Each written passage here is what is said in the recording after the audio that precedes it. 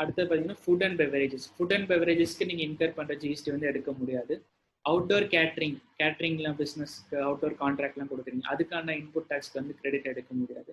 அடுத்து வந்து beauty treatment வந்து ஹாஸ்பிட்டலைஸில் போய் பியூட்டிக்காக நீங்கள் ஏதாவது ட்ரீட்மெண்ட் காஸ்மெட்டிக்ஸ் எதாவது பண்ணீங்கன்னா அதுக்கு வர இன்புட் ஜிஎஸ்டி இன்புட் வந்து எடுக்க முடியாது. அடுத்தது ஹெல்த் சர்வீஸ், அதான் அந்த ஹாஸ்பிட்டாலிட்டிஸ் எக்ஸ்பென்சஸ். அடுத்தது வந்து காஸ்மெட்டிக் அண்ட் பிளாஸ்டிக் சர்ஜரி. அடுத்தது வந்து leasing and renting or hiring of motor vehicle vessels or aircraft refer to in class A and AA. இங்கே பார்த்தீங்கன்னா இப்போ நீங்கள் அந்த மோட்டர் வெஹிக்கிள், காரு, பஸ் ஏதாவது ரெண்ட்டுக்கு நீங்கள் எடுக்கிறீங்க, உங்கள் ஸ்டாஃப் டிரான்ஸ்போர்ட்டேஷன் ரெண்ட்டுக்கு எடுக்கிறீங்க அப்படின்னா அது வந்து எடுத்துக்க முடியாது. அது எப்போனா மேலே என்னென்ன வெஹிக்கிளுக்கு வந்து கிரெடிட் எடுக்க முடியாது அப்படின்னு சொல்லியிருக்காங்களோ அந்த வெஹிக்கிளை வந்து நீங்கள் ரெண்ட்டுக்கு எடுத்திருக்கீங்க, ஹையர் பண்ணுறீங்க, லீசிங்காக எடுத்திருக்கீங்க அப்படின்னா அதுக்கு மட்டும்தான் எடுக்க முடியாது. ஸோ அதே இங்கே என்ன சொல்லியிருக்காங்க, மோட்டர் வெஹிக்கிள் வந்து 13% கீழே இருந்தால் எடுத்துக்க முடியாது அப்படின்ட்டு. ஸோ அதே மாதிரி இப்போ நீங்கள் ஸ்டாஃபுக்கு வந்து ஒரு பஸ்ஸை வந்து ஹையர் பண்ணுறீங்க, அதுக்கு வந்து சீட்டர் கெப்பாசிட்டி வந்து 13%க்கு மேலே இருக்குது. ஸோ அப்படின்னா வந்து நீங்கள் அப்போ லீஸுக்கு எடுக்கிறீங்க, அப்போ ரெண்ட்டுக்கு எடுக்கிறீங்கன்னா அந்த மாதிரி 13%க்கு மேலே இருக்கிற சீட்டர் கெப்பாசிட்டி உள்ள வெஹிக்கிள்ஸ்க்கு வந்து நீங்கள் இன்புட் டேக்ஸ் கிரெடிட் எடுத்து அந்த ரெண்டலுக்கு பே பண்ணுற இன்புட் டேக்ஸ் கிரெடிட் வந்து எடுத்துக்கணும். ஸோ மேலே என்னென்னக்கெல்லாம் எடுக்க முடியாதோ அதை ரெண்ட் பண்ணிங்கன்னா எடுக்க முடியாது. So that is the overall idea of this. அடுத்து வந்து provided that input tax credit in respect of such goods or services or both shall be available where an inverse supply of such goods and services or both is used by a registered person for making an outward taxable supply of the same category. இங்க மேல mention பண்ணி இந்த food and beverage, outdoor catering இதெல்லாமே நீங்க அந்த தொழில் அந்த business பண்றவரா இருந்தீங்க அப்படின்னா அதுக்கு உண்டான கிரெடிட் எடுத்துக்கலாம். நீங்க ஃபுட் அண்ட் பெவரேஜ் வந்து வாங்கி விற்கிறீங்க, வாங்கி ட்ரேடிங் பண்றீங்க. ஒரு இப்போ மளிகை கடை வச்சிருக்கீங்க அப்படின்னா உங்களுக்கு அது மெயின் இன்புட்டே ஃபுட் அண்ட் பெவரேஜஸ் தான். ஸோ அதனால அப்போ வந்து அந்த சுச்சுவேஷன்ல வந்து நீங்க கிரெடிட் எடுத்துக்கலாம். அதே மாதிரி அவுட்டோர் கேட்டரிங் வந்து நீங்க உங்களோட பிசினஸே அவுட்டோர் கேட்டரிங் தான், ஆனா you're outsourcing in to someone, இன்னொருத்தருக்கு வந்து கான்ட்ராக்ட் கொடுத்து அவரை வந்து நீங்க இந்த இது பாரு அப்படின்னு. ஸோ அந்த மாதிரி நீங்க அவுட்டோர் கேட்டரிங் பிசினஸ் பண்றவரா இருந்தீங்கன்னா நீங்க அவுட்டோர் கேட்டரிங்க்கு வந்து இதை எடுத்துக்கலாம், இன்புட் டேக்ஸ் ரேட் எடுத்துக்கலாம். அதே மாதிரி தான் இங்க மென்ஷன் பண்ணிருக்க எல்லா நெகட்டிவ் லிஸ்ட்டுக்கும் நீங்க அதே பிசினஸ் பண்றவரா இருந்தால் எடுத்துக்கலாம். ஸோ நெக்ஸ்ட் பிளாக் கிரெடிட் பார்த்தீங்கன்னா membership of a club, health and fitness centre. இது வந்து செல்ஃப் எக்ஸ்பிளேட்டரி தான். ஏதோ மெம்பர்ஷிப்க்கு நீங்கள் மெம்பர்ஷிப் ஃபீஸ் பே பண்ணி அதில் வந்து ஜிஎஸ்டி கலெக்ட் பண்ணுவாங்க, அதுக்கு பே பண்ணீங்க அதை எடுக்க முடியாது.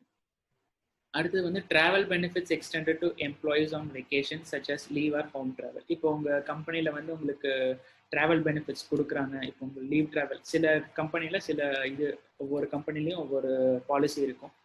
ஸோ அங்கே கம்பெனிலேருந்து உங்களுக்கு ட்ராவல் பெனிஃபிட்ஸ் கிடைக்குது அப்படின்னா அப்போ வந்து கம்பெனி உங்களுக்காக இன்கர் பண்ணுது, but it is used for your personal nature. So அதனால வந்து அந்த ட்ராவல் பெனிஃபிட்ஸ் வந்து கம்பெனி வந்து கிரெடிட் எடுத்துக்க முடியாது. Provided that input tax credit in respect of such goods or services or both shall be available whether it is obligatory. இப்போ நீங்க இங்க டிராவல் பெனிஃபிட்ஸ் வந்து ஏதோ ஆக்ட் படி கவர்மெண்ட் வந்து புது ரூல் கொண்டு வந்திருக்காங்க. ஸோ கவர்மெண்ட்டால தான் நாங்கள் உங்களுக்கு இந்த டிராவல் பெனிஃபிட்ஸ்லாம் கொடுக்குறோம். ஸோ அதனால ஏதோ ஆக்ட் படி அவங்க ஏதோ கம்பெனி அது பண்ணியிருந்தாங்க அப்படின்னா ஸோ அப்போ வந்து அவங்க கிரெடிட் எடுத்துக்கலாம். ஸோ ஆக்ட் இல்லாமல் இல்லை கம்பெனி பாலிசி வந்து நாங்கள் டிராவல் பெனிஃபிட்ஸ் தரோம் அப்படின்னா ஸோ அதில் அப்போ வந்து கிரெடிட் எடுத்துக்க முடியாது. அடுத்து வந்து works contract services when supplied for construction of an immovable property except when it is works contract service. இப்போ நீங்கள் வந்து ஒருத்தருக்கு பில்டிங் கட்டுறதுக்காக ஒரு கான்ட்ராக்ட் கொடுக்குறீங்க, அவரே வந்து ப்ராடக்ட் எல்லாமே வந்து சிமெண்ட்டு, ஜல்லி, மண் எல்லாமே வாங்கி அவரே பில்டிங் கட்டி கொடுத்துருவாரு. டோட்டல் கான்ட்ராக்ட் அவர்கிட்ட கொடுத்துட்டீங்க. ஸோ அவர் வந்து உங்களுக்கு பில்லு ரைஸ் பண்ணுவார் பில்டிங் கட்டினதுக்கு. ஸோ அந்த மாதிரி ஒர்க்ஸ் கான்ட்ராக்ட் கொடுத்தீங்க, இம்மூவபிள் ப்ராப்பர்ட்டி கன்ஸ்ட்ரக்ட் பண்ணுற ஒர்க்ஸ் கான்ட்ராக்டாக கான்ட்ராக்ட் கொடுத்தீங்க அப்படின்னா அவங்க சார்ஜ் பண்ணுற ஜிஎஸ்டி வந்து நம்ம இன்புட் எடுத்துக்க முடியாது.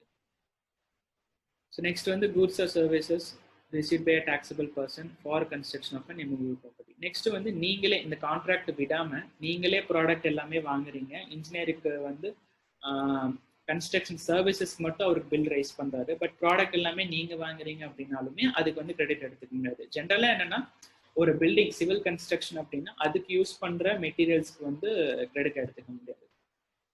இதில் இன்னொரு நோட் பண்ணுற விஷயம் என்னென்னா பில்டிங்க்கு மட்டும் நீங்கள் யூஸ் பண்ணுறது கிரெடிட் எடுத்துக்க முடியாது. நீங்கள் பில்டிங்க்கு மேலே அந்த ஃபர்னிச்சரு, அந்த ஃபேன், எலக்ட்ரிக்கல் ஐட்டம்ஸ், ஸ்விட்சஸ் அதெல்லாம் வந்து it does not form part of immovable property, it does not qualify as an immovable property. அது எல்லாமே தனித்தனி கேட்டகரியில் வந்துடும். ஸோ அந்த எல்லா ஐட்டம்ஸ்க்கும் வந்து யூ கேன் டேக் கிரெடிட்.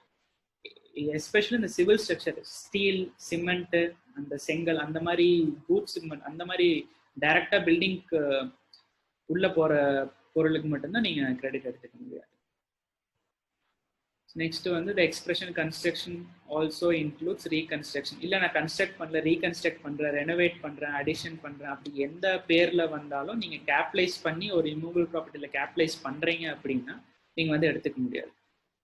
இது வந்து நீங்க கேப்லைஸ் பண்ணா மட்டும்தான் இந்த ஆல்ட்ரேஷன் அதுக்கெல்லாம் எடுத்துக்க முடியாது. இது ரெனோவேஷன் வந்து சின்ன வந்து ஒரு ஏதோ டேமேஜ் ஆயிருச்சு, அதை வந்து நீங்க ரெனோவேட் பண்றீங்க, அதுக்காக வந்து if you are incurring any expenses, அந்த எக்ஸ்பென்ஸ்க்காக if you are paying any GST அப்படின்னா அதுக்கு வந்து நீங்க கிரெடிட் எடுத்துக்கலாம். ஆனா நீங்க அதை இம்மூவபிள் ப்ராப்பர்ட்டியில கேப்லைஸ் பண்றீங்க, பெரிய ரெனோவேஷன் ஆல்ட்ரேஷன் பண்றீங்க அப்படின்னா அதுக்கெல்லாம் நீங்க கிரெடிட் எடுத்துக்க முடியாது.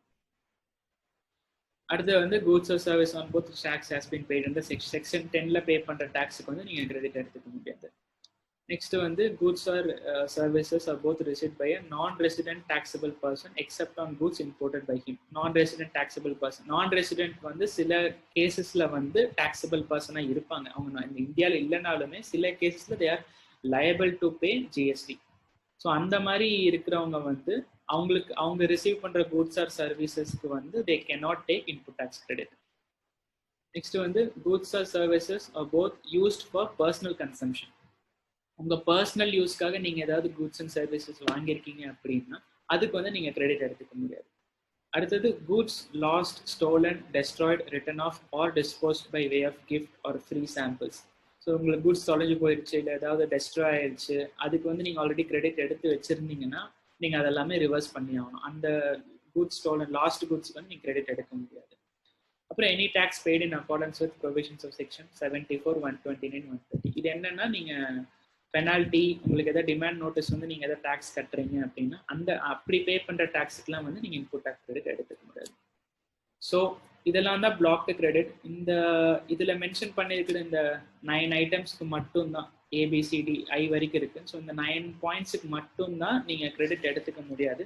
மற்றபடி நீங்கள் பிஸ்னஸ்க்காக என்ன செலவு பண்ணியிருந்தாலும் அதில் ஜிஎஸ்டி போர்ஷன் இருந்துச்சுன்னா அதை கிரெடிட் எடுத்துக்கலாம். You can use that credit to set it of against your output liability. So இப்போ நம்ம இன்புட் டேக்ஸ் கிரெடிட்னா ஃபர்ஸ்ட் என்னன்னு பார்த்தோம். அதுக்கப்புறம் இந்த importance of input tax credit for a start up, அது வந்து எவ்வளோ பெரிய சிக்னிஃபிகண்ட் ரோல் பிளே பண்ணுது அப்படிங்கிறத பார்த்தோம். நெக்ஸ்ட் வந்து what are all the credits that you are ineligible to take as an input tax credit அப்படிங்கிறத பார்த்தோம்.